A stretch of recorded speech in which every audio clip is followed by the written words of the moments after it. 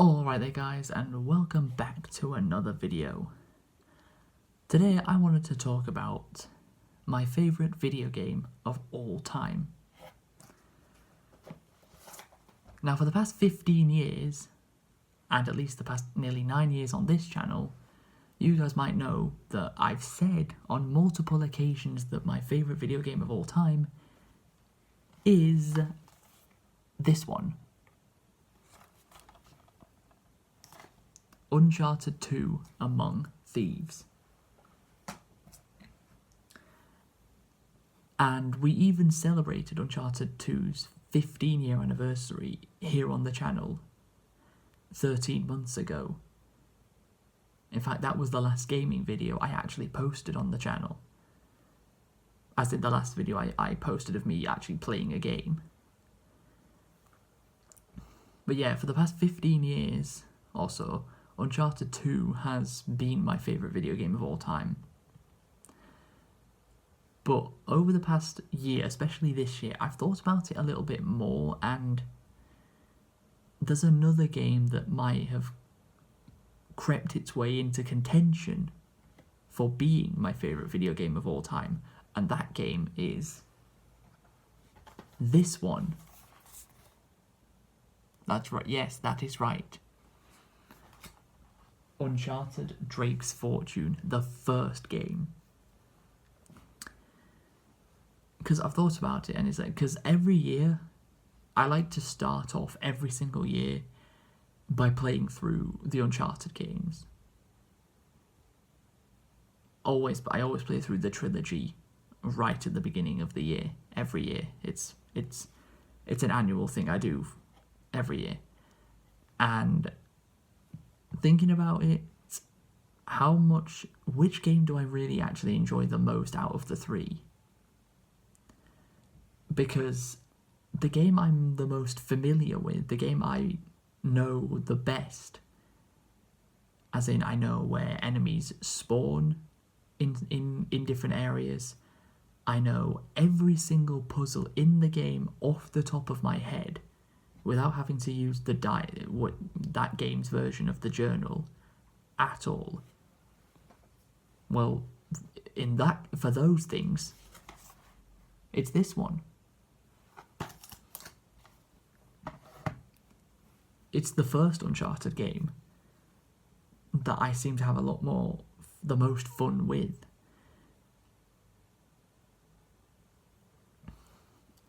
Because it's special to me, because it's like, this game is probably in the top 10 well, no, not the top 10, but like the first 10 video games I ever played when I was a kid. The first Uncharted game is probably one of those. Just to list off a couple: Ridge Racer 2, Toy Story 2, Toy Story Racer, the OG, the original Ratchet and Clank,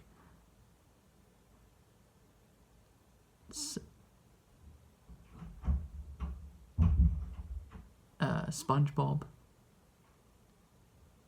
Revenge of the Flying Dutchman,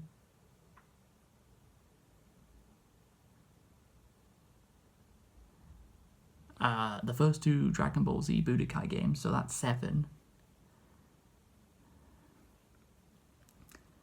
I think this game probably is in the first 10 games I ever played.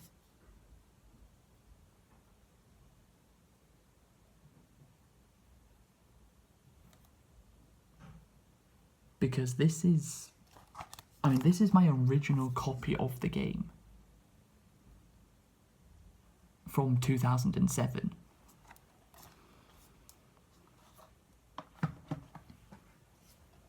And this is my original copy of this game from 2009.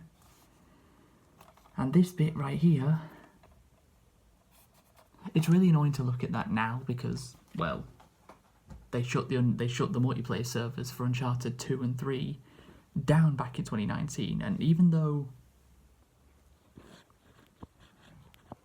20, 23 and 4 and 5 has seen a resurgence in Uncharted 3 multiplayer, thanks to the fans. And Uncharted 2 is sort of receiving that same resurgence in its multiplayer this year.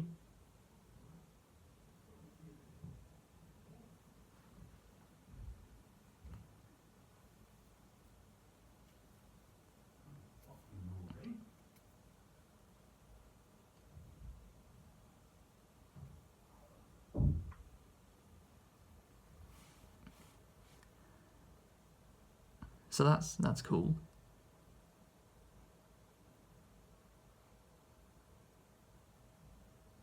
That people can still play Uncharted 2 and 3 multiplayer. But only, of course, on the PS3, which I don't have one anymore, so I couldn't anyway.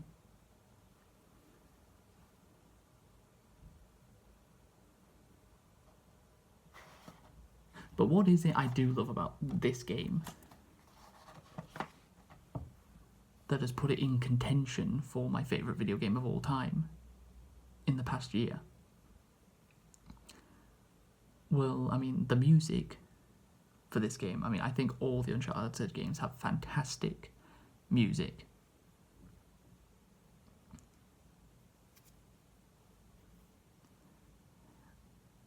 The gunplay is very, very satisfying, especially since it's the foundation for the gunplay in all of the other Uncharted games.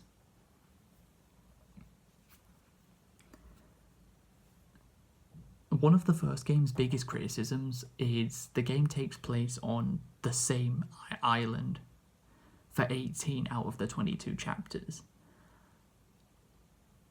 From chapters 4 to 21, all of that takes place on the same island, so there's not much location variety. For me, that's actually one of the things I really do like about the first game. The fact that you're exploring like one big island throughout the whole game, and areas that you can see areas that you'll be going to in later chapters, in earlier chapters.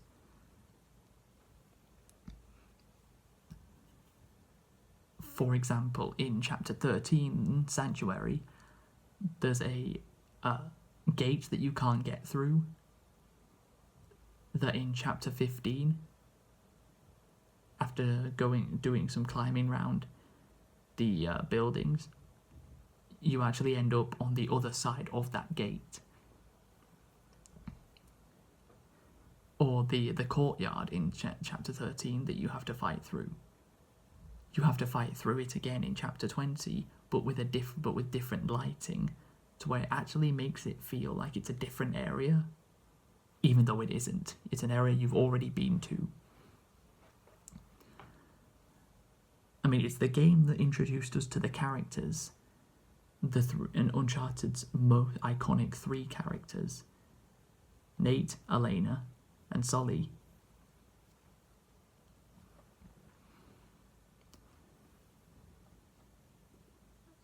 Now, yes, you might want to mention the older jet ski sections. Don't worry, there's no way I can defend those things. God, that thing controls so badly.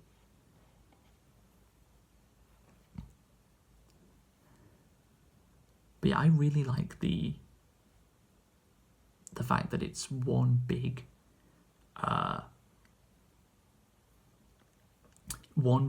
island that you just spend the whole game exploring. Alright, the villains aren't anything too special. I mean, the best villain in the game is Eddie, of course, the one who dies first. Eddie's the only villain with any sort of real personality.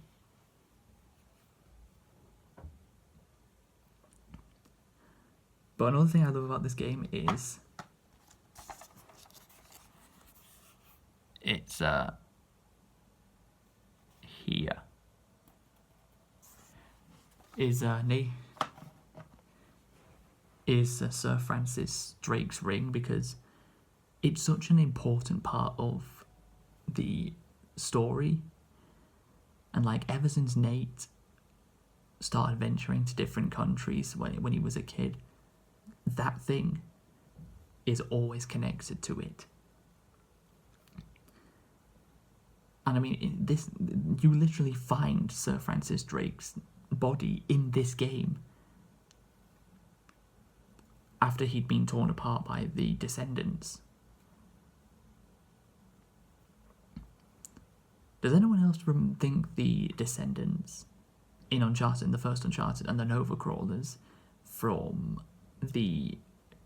Black Ops 1 Zombies are very similar?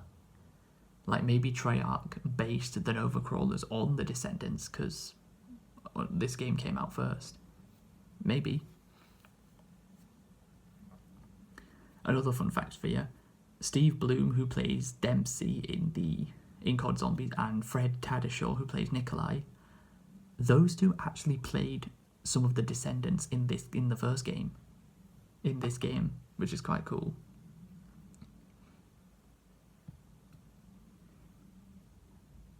And of course, this game is is how we all got to know Nolan North, who plays Nathan Drake, and Richtofen in COD Zombies.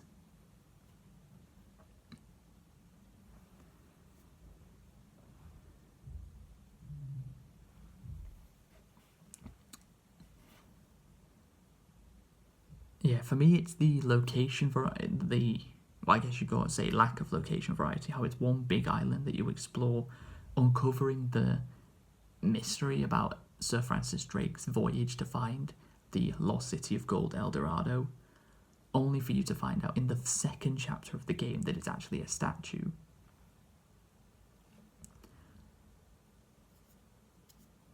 But the thing is, the game does such a good job of like not making you believe that El Dorado is actually just treasure and not some cursed statue, which is what created the Descendants in the first place. The mystery that surrounds it is done really well. And I mean, the other games followed this type of formula as well. How you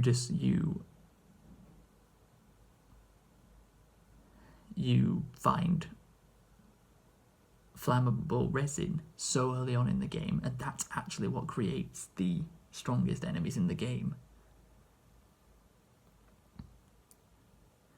Or in Uncharted 3 with Talbot being able to vanish just like that was a prelude to the Jinn, which you fight towards the end of the game.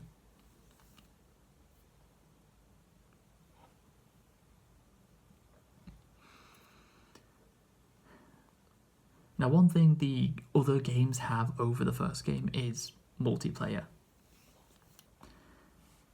The first Uncharted game was the only one not to have a multiplayer component, and I think a multiplayer component could have worked quite well for the first Uncharted game.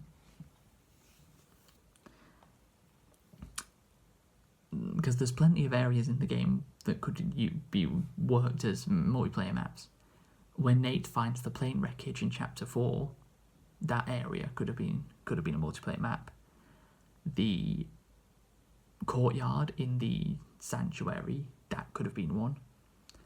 I mean, the fortress was actually a multiplayer map in Uncharted 2, so they actually did go with that.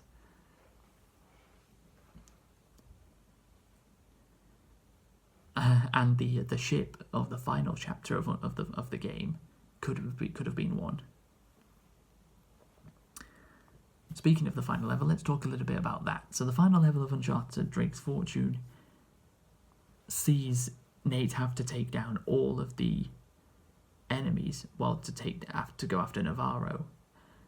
And the unique thing is Navarro has the only laser-sighted shotgun in the entire franchise, not just game, franchise. Never again do we see an enemy with a shotgun that has a laser sight. And enemies who have weapons with laser sights can kill you in one hit on any difficulty in the first game.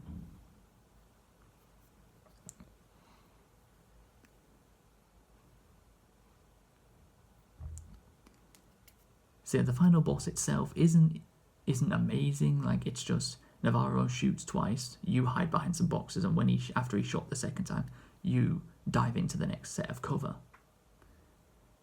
And then it's just a quick time event and button mashing. But it is a satisfying end, and I mean, at the end of the game, Nate and Elena are about to kiss before Sully says, "You two got a funny idea of romantic." And the thing is, that final cutscene, the final cutscene of every Uncharted game always loops back to the original. The final cutscene of Uncharted 2 has Nate and Elena actually kiss, something they were going to do at the end of the first game, until Sully interrupted them. The final cutscene of Uncharted 3 has Sully take Nate and Elena over to a green and white plane, very reminiscent of the red and white plane Sully had in the first game.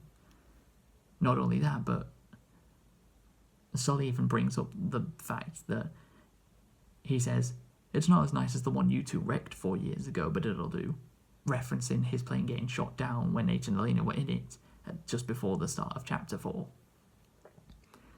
And the final cutscene of Uncharted 4 has a picture of Nate and Sam that you can take earlier on in the game, but another picture next to it with Nate, Elena, and Sully after they got back to shore with the treasure from the end of the first game.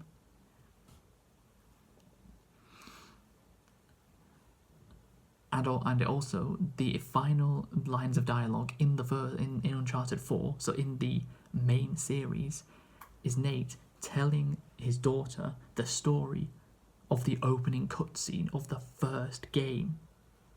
So the whole series has looped back to the very beginning. Obviously, it's not the very, very beginning due to the flashbacks in Uncharted 3 and 4 showing us what was the beginning, but it was the beginning for us as players. It's the first thing we saw. So yeah, the gunplay, the puzzles, the fact that I can do every single puzzle in Uncharted 4, no, not 4, 1, Uncharted 1, off memory without having to even use the diary once.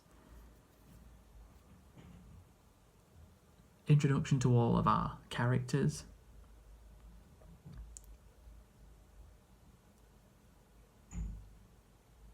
And really laid the foundations for one of the greatest video game franchises of all time.